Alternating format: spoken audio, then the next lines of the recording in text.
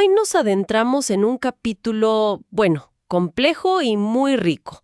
Romanos capítulo 11. Y la pregunta central que plantea es potente. ¿Acaso desechó Dios a su pueblo, a Israel? Sí, y la respuesta es inmediata, y rotunda. De ninguna manera. De hecho, el propio autor lo usa como argumento, ¿no? Siendo él mismo israelita. Dice que Dios no puede rechazar a un pueblo que conoció de antemano. Claro. La clave, según explica, es que siempre ha habido un remanente, un grupo fiel. Un remanente. Exacto, escogido por gracia. Pone el ejemplo de Elías, ¿te acuerdas? Cuando Dios le dice que quedaban 7,000 que no se habían arrodillado ante Baal. Ah, sí. En un momento que parecía de apostasía total. Justo. Así que la idea es, Dios siempre preserva un grupo fiel. No rechazó a su pueblo. Entendido. Pero entonces, ¿cómo explicamos que, bueno, la mayoría de Israel en ese momento no parecía aceptar el mensaje? El texto habla de un endurecimiento. Exactamente. Ahí está el punto. Dice que Israel, como colectivo, no alcanzó lo que buscaba, pero los escogidos sí. Y a los demás, pues se les describe como endurecidos.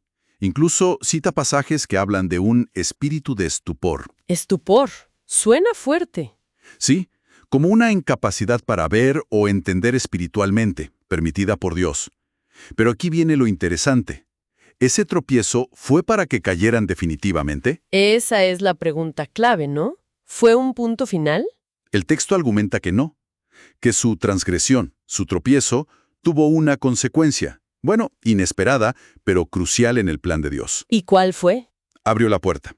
Abrió la puerta para que la salvación llegara a los gentiles, a las naciones no judías. Vaya. Y eso, a su vez, tenía otro objetivo: provocar a celos a Israel. ¿Celos? ¿Para qué? Para que al ver la bendición en otros, algunos de ellos también desearan y alcanzaran esa salvación. La lógica es, si su caída trajo riqueza al mundo, imagínate lo que será su plena restauración. Es una dinámica sorprendente. Y para ilustrarla, recurre a una imagen muy conocida, ¿cierto? La del olivo. Precisamente, una metáfora central en este capítulo. Describe a los creyentes gentiles como si fueran ramas de un olivo silvestre. Ajá. Y estas ramas han sido injertadas, contra su naturaleza, dice, en un buen olivo cultivado. Que representa a Israel y las promesas, ¿no? Exacto.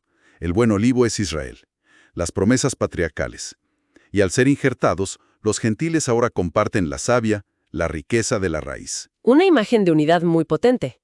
Pero creo que viene con una advertencia importante. Muy clara, sí. Se les dice a esas ramas gentiles injertadas: ojo con la arrogancia, no te jactes sobre las ramas originales. Claro, tiene sentido. Les recuerda, no sustentas tú a la raíz, sino la raíz a ti. El punto es, las ramas originales fueron desgajadas por incredulidad. Ustedes, los nuevos, se sostienen por fe. Fe e incredulidad como el factor decisivo. Exacto. Y por eso invita a considerar las dos caras: la severidad de Dios hacia los que cayeron y su bondad hacia los que permanecen en esa bondad. Por la fe, no es algo automático ni garantizado. Esa idea de severidad y desgajamiento puede sonar un poco desalentadora para las ramas originales. ¿Queda alguna esperanza para ellas? Definitivamente sí. El texto es muy explícito en eso. Afirma que, si esas ramas originales dejan su incredulidad, serán reinjertadas. Reinjertadas. Sí, vueltas a poner en su propio árbol. Y la razón es contundente. Poderoso es Dios para volverlos a injertar.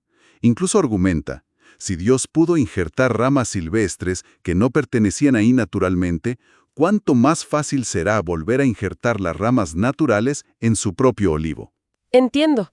Es un argumento fuerte a favor de la restauración. Entonces, todo esto del remanente, el endurecimiento, los gentiles, el olivo, ¿a dónde nos lleva? ¿Cuál es el panorama final? Nos lleva a lo que el texto llama un misterio. ¿Un misterio?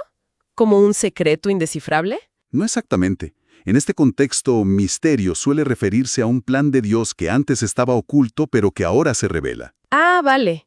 ¿Y cuál es ese misterio revelado? Es que Israel ha experimentado un endurecimiento, pero es parcial y es temporal. Parcial y temporal. Sí. ¿Hasta cuándo dura? El texto dice, hasta que haya entrado la plenitud de los gentiles. La plenitud de los gentiles, ¿se refiere a un número completo o algo así? Es una frase un poco enigmática, pero generalmente se entiende como que un número total o una medida completa de creyentes no judíos debe alcanzar la salvación primero. Y después de eso afirma de manera contundente, todo Israel será salvo, y lo respalda con profecías del Antiguo Testamento. Todo Israel, o sea, una restauración nacional o espiritual a gran escala. El cómo exactamente es tema de debate, pero la afirmación es esa. Y recalca un principio fundamental. Los dones y el llamamiento de Dios son irrevocables. Lo que Dios prometió, lo cumplirá. Es un cuadro complejo. Casi parece una paradoja. La desobediencia de unos lleva a la misericordia para otros, y eso a su vez busca provocar una respuesta. Justamente, ese es uno de los puntos culminantes. La conclusión a la que llega es que Dios, en su soberanía, sujetó a todos, judíos y gentiles por igual, a la desobediencia. Sujetó a todos a desobediencia. ¿Para qué? Para tener misericordia de todos. Es una perspectiva que abarca toda la historia de la salvación. Impresionante. Sí, tanto que el capítulo termina con una expresión de asombro total, una doxología sobre la profundidad de la riqueza, la sabiduría y el conocimiento de Dios, sus juicios, sus caminos, inescrutables. Nos deja pensando mucho, ¿no? Sobre cómo interactúan la elección de Dios, nuestra respuesta de fe o de incredulidad, y ese plan de misericordia que parece usar hasta los desvíos para llegar a su meta. Sin duda. Y quizá la reflexión que queda es esa, ¿no?